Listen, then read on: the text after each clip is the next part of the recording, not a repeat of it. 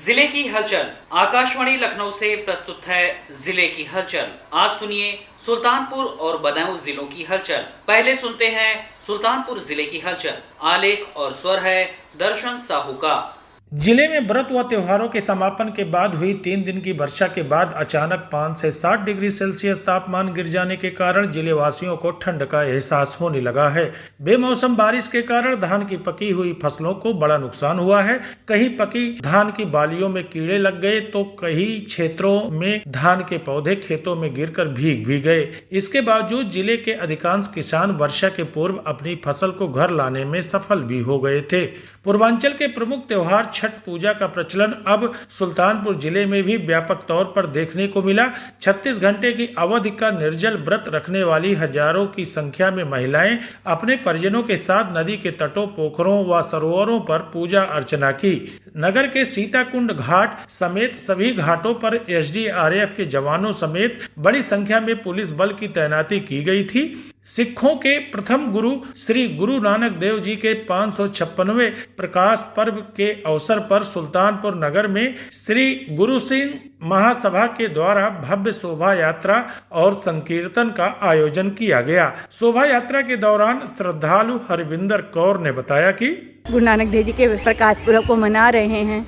गुरु नानक देव जी जहाँ जाति संप्रदाय का भेदभाव ना हो, सब में आपसी प्यार हो, एकता हो, सब मिलजुल कर रहें, ऐसा समाज चाहते थे। लंगर की प्रथा उन्होंने चलाई थी। लंगर का मतलब भी यही है कि सब मिलकर एक ही लाइन में, एक पंगत में बैठकर हर जाति धर्म वहाँ पे एक साथ लंगर छके। भारत सरकार के वित्त मंत्रालय के निर्देश पर आरबीआई में डंप अनक्लेम्ड धनराशि संबंधित ग्राहकों को वापस करने के लिए आपकी पूंजी आपका अधिकार जागरूकता कार्यक्रम शुरू किया गया है। इसके तहत ग्राहकों को बंद चल रहे खातों को पुनर्जीवित करने के लिए ई-केवाईसी कराना होगा। अग्रणी जिला बैंक प्रबंधक समीर पात्रा ने बताया कि सुल्तानपुर जिले में 4,05,234 ऐसे खाते हैं जिसमें कि 130.77 करोड़ रुपया इस तरह के अपरिचालित पड़े हुए हैं। 1 तारीख को एक कैंप कराया गया था जिसके तहत 143 अकाउंट में इस तरह के अमाउंट जो है वापस किए गए हैं, जिसमें 84 लाख रुपया 85,000 आपके वापस कराए जा चुके हैं। सभी से एक अनुरोध रहेगा सुल्तानपुर के निवासियों से कि अपने नजदीकी शाखा में जाएं, अपने लीड बैंक को संपर्क करें।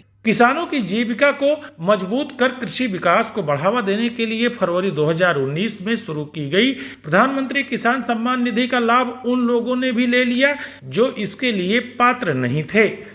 जनपद में ऐसे 3,936 व्यक्तियों को नोटिस भेजकर पीएम सम्मान निधि की 78,72,000 रुपए सरकारी कोष में जमा कराए गए हैं। कृषि उप निदेशक रामाश्रय यादव ने बताया कि पहली सूची में जो किसान अपात्रता की श्रेणी में थे उनसे पीएम किसान सम्मान निधि की वसूली करा ली गई है। अभी हाल में आई 41,000 अपात्र किसानों की दूसरी सूची का सत्यापन कराया जा रहा है। उसमें भी जो किसान अनुचित लाभ ले रहे हैं उनसे भी निधि की राशि वसूल की जाएगी। जनपद सुल्तानपुर में 4 नवंबर से एसआईआर अभियान की शुरुआत कर दी गई है। सुल्तानपुर जिले की 5 विधानसभा मतदाता सूची के विशेष गहन पुनरीक्षण अभियान में 3,79,660 वोटरों के गुजरने के आसार हैं। वर्ष 2003 में विशेष गहन पुनरीक्षण के बाद प्रकाशित विधानसभा की मतदाता सूची में भी 5 विधानसभा क्षेत्रों को मिलाकर 14,64,125 मतदाता बनाए गए थे।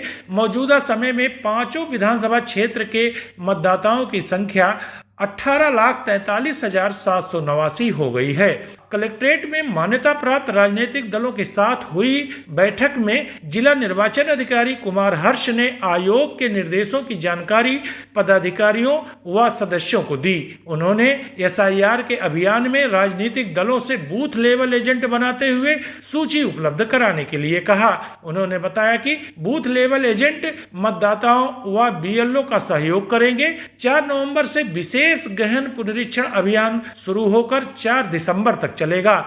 2053 बीएलओ व 208 सुपरवाइजर लगाए गए हैं। बैठक में भाजपा, कांग्रेस, सपा व बसपा समेत अन्य राजनीतिक दलों के लोग मौजूद रहे। वन विभाग ने धरती पर हरियाली लाने के साथ ही किसानों की आय बढ़ाने के लिए ग्रीन कार्बन क्रेडिट योजना की शुरुआत कर दी है। The energy and resources institute की ओर से पौधों का सर्वे किया गया था। प्रभागीय वन अधिकारी अमित सिंह ने बताया कि इस योजना से लाभान्वित करने के लिए सदर, कादीपुर, जयसिंहपुर और लंबुआ रेंज के 153 किसानों के 1,33,420 पौधे सृजित किए गए हैं। रोपे गए पौधों को 5 वर्ष तक संरक्षित करने वाले किसानों के खातों में प्रति पौध के हिसाब से 250 से 300 रुपए की धनराशि भेजी जाएगी। सुल्तानपुर जिले की हलचल के बाद आइए सुनते हैं बदायूं जिले की हलचल। आलेख और स्वर है मोहम्मद नईम का।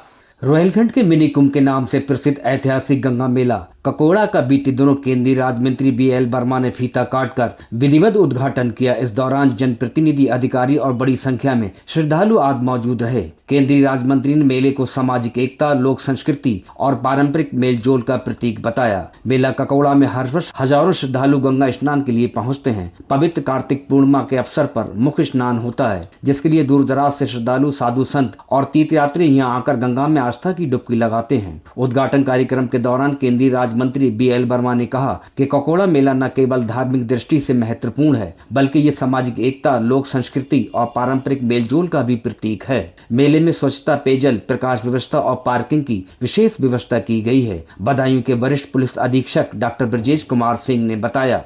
ककोड़ा मेला मिनी कुंभ के नाम से जाना जाता है। 12 नवंबर तक होना है और इसमें पुलिस की पूरी व्यवस्था की गई है। यहाँ पर 6 जोन और 11 सेक्टर में इसको विभाजित किया गया है, जिसमें हमारे एसओज 24 घंटे 12-12 घंटे की ड्यूटी पर रहेंगे।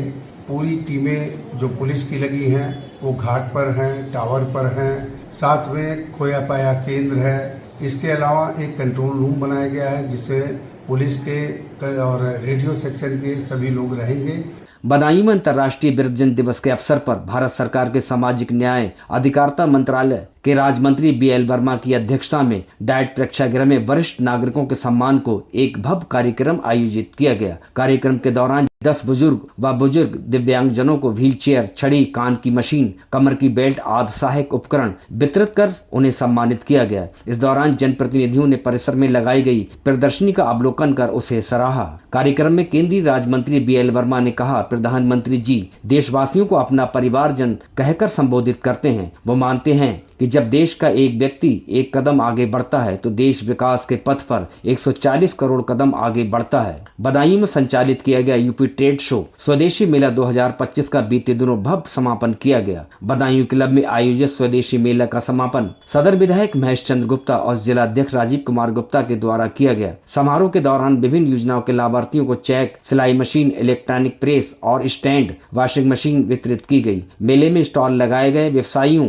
कलाकारों आदि को प्रशस्ति पत्र व शील्ड देकर सम्मानित किया गया। बदायूं मेले के आयोजन में बरेली मंडल में प्रथम और प्रदेश में 11वें स्थान पर रहा। इस मौके पर सदर विधायक महेश चंद्र गुप्ता ने कहा कि भारत विश्व गुरु बनेगा। उन्होंने मेले के सफल आयोजन के लिए अधिकारियों को बधाई दी। उन्होंने आमजन से आह्वान करते हुए स्वदेशी को अपनाने के लिए कहा। बदायूं के मुख्य विकास अधिकारी केशव कुमार ने बताया कि जिला अधिकारी अवनीश राय के निर्देशन में बदायूं जनपद में तेजी से फैमिली ID बनाई जा रही है। इसमें अच्छी प्रगति हुई है। उन्होंने बताया कि ऐसे लोग जिनके राशन कार्ड नहीं बने हैं अथवा नहीं बन सकते, उनकी फैमिली ID बनाई जाएगी। इस ID के माध्यम से सरकारी योजनाओं से जुड़ना आसान होगा। ये भी पता चल सकेगा कि वे सरकार की ओर से चलाई जाने वाली किन सरकारी योजनाओं के पात्र अथवा अपात्र हैं। उन्होंने बताया कि फैमिली ID से परिवार के सभी सदस्यों की जानकारी एक जगह उपलब्ध रहती है, जिससे बार बार दस्तावेज देने की जरूरत नहीं पड़ती। इसके माध्यम से सरकार को यह आसानी से पता चल सकता है कि कौन सा परिवार किस योजना का पात्र है, जिससे पात्र परिवार को सरकारी योजना का लाभ सीधे और बिना किसी बिचौलिए से मिल सकेगा।